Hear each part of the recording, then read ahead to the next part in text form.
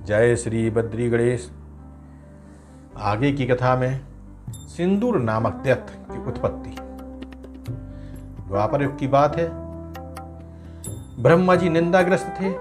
उसी समय भगवान शंकर उमानाथ ब्रह्मलोक में पधारे। चतुरानन की नींद खुली। उन्होंने एक जमाई ली। तभी उनके मुख से एक अत्यंत भयंकर पुरुष प्रकट हो गया। उसकी घोर गर्जना से समस्त ब्रह्मांड कांप उठा। उस भयंकर पुरुष का बड़ा अत्यंत लाल था।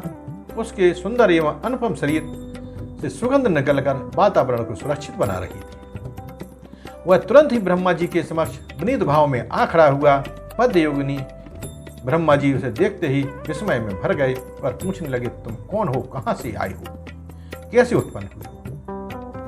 वह पुरुष विनय पूर्वक बोला, प्रभु आप सर्वज्ञ एवं समस्त ब्रह्मांड के उत्पन्न करने वाले हैं, फिर भी आप अनजान के समान मुझसे यह प्रश्न क्यों कर रहे हैं? आपने जमाई ली तभी आपके मुख से उत्पन्न हुआ आपका पुत्र, इसलिए आप मुझे पुत्र रूप में स्वीकार कर मेरा नामकरण कीजिए, फिर मुझे रहने का स्थान आहार दीजिए। मेरा क्या कर्तव्य है यह भी निर्देश कीजिए। ब्रह्मा जी उसके सौंदर्य विनीत भाव पर मुग्ध एवं प्रसन्न थे। वे बोले, पुत्र तू अत्यंत अरुण अंग कांति वाला होने का कारण सिंधु नाम से कहा जाएगा। तुझमें तीनों लोगों को बस में करने की अद्भुत सामर्थ्य होगी। तुझे पंचभूतों, देवताओं, दानवों, यक्षों और मनुष्यों में से किसी प्रकार का भय नहीं होगा। इंद्र आदि लोकपाल भी तेरा कुछ न बिगाड़ सकेंगे। दिन हो या रात्रि तुझे भय की प्राप्ति नहीं होगी। पुत्र ने आज्ञाकारी सेवक की भांति मस्तक झुकाया। ब्रह्मा जी उससे और भी अधिक संतुष्ट हुए। उन्होंने पुनः कहा, बेटा तुझे किसी भी सजीव या निर्जीव वस्तु से भय नहीं होगा। जब तुम क्रोधपूर्वक किसी को अपनी विशाल भुजाओं में जकड़ लेगा तो उसके शरीर के सैकड़ों खंड हो जाएंगे। अब तू तीनों लोकों में जहां कहीं भी रहना चाहे वहां रहे, तुझे कोई रोक नहीं सकता। सिंधु ने श्रद्धा भक्ति पूर्वक पिता के चरणों में प्रणाम किया और फिर कोमल वाणी बोला, अखिल ब्रह्मांडेश्वर आप सत्व, रज और तम तीनों गुणों के साधन द्वारा संसार की उत्पत्ति, स्थिति और प्रलय करते हैं, जबकि आपके साथ समस्त विश्व तमसाव्रत होकर सो जाता है। करोड़ों कल्पों तक घोर तपस्या करने भी आपके दर्शन संभव नहीं होते किंतु मुझे सहज ही प्राप्त है। अब इससे बढ़कर वह सौभाग्य की कौन सी बात होगी? यह कहकर सिंदूर चतुरानन की प्रभु की परिक्रमा की और चरणों में प्रणाम कर उनकी आज्ञा लेकर पृथ्वी की ओर बढ़ा। अभी कुछ ही दूर गया होगा, उसके मन में एक शंका उत्पन्न हो गई। ना जाने कितने जन्मों से पुण्य संचित होने पर, कठोर तपस्या करने पर ऐसे वरदान की प्राप्ति नहीं होती, किंतु मुझे तो बिना जब तब वेद अध्ययन आदि किए बिना सहज में ही दुर्लभ वर प्राप्त हो गए। कहीं ऐसा तो नहीं मेरे पिता ब्रह्मा जी ने मुझे वैसे ही बहला दिया हो, इसलिए इसकी परीक्षा करनी चाहिए। यह वरदान सत्य है या नहीं?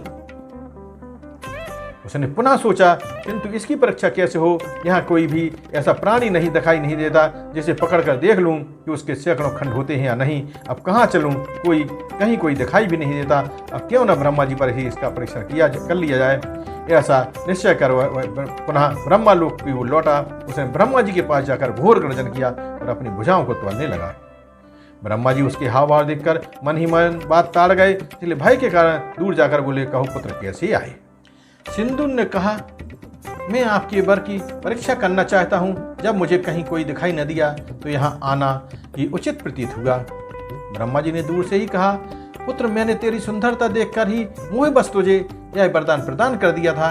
मुझे तेरी इस कुटिलता का ज्ञान नहीं था कि तू मेरे वरदान का परीक्षण मुझ पर ही करेगा। वस्तुतः विषधर को दूध पिलाने पर उसमें विष की वृद्धि होगी, इस सिद्धांत की ओर मेरा ध्यान ही नहीं गया था। सिंदूर फिर भी ना माना। वह ब्रह्मा जी की ओर बढ़ने लगा तो वे पीछे हटते हुए बोले, अरे मूर्ख, अब तू असुर भाव को प्राप्त होगा। तुझे मारने के लिए गजानन भगवान अवतार लेंगे। साप को सुनकर अट्टहास करता हुआ सिंधु चतुर्मुख की ओर झपटा। यह देखकर वे प्राण लेकर भागने लगे। आगे आगे ब्रह्मा जी और पीछे पीछे असुर दौड़ पड़ा।